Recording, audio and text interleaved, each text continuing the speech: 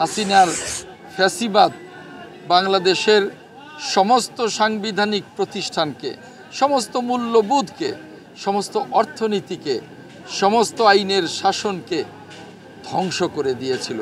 গত 54 বছরে আমরা গণতন্ত্র, মানবাধিকার, সামাজিক ন্যায় বিচারও আইনের শাসন প্রতিষ্ঠা করতে পারি নাই।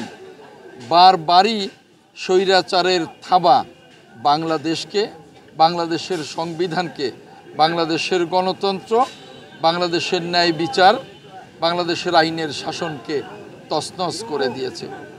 সবশেষে গত 16.5 বছর হাসিনার ফ্যাসিবাদ বাংলাদেশের সমস্ত সাংবিধানিক প্রতিষ্ঠানকে, বসুন্ধরা টিস্যু, অশুদ্ধতার বিরুদ্ধে এক বিন্দুও ছাড় নয়, সমস্ত মূল্যবোধকে, সমস্ত অর্থনীতিকে, সমস্ত আইনের শাসনকে ধ্বংস করে দিয়েছিল।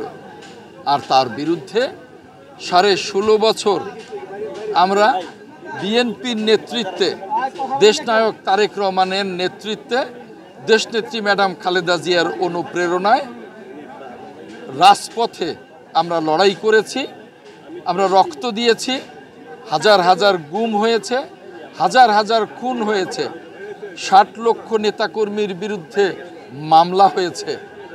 আমরা হামলা মামলায় পর্যুদস্ত হয়েও রাজপথ ছাড়ি নাই।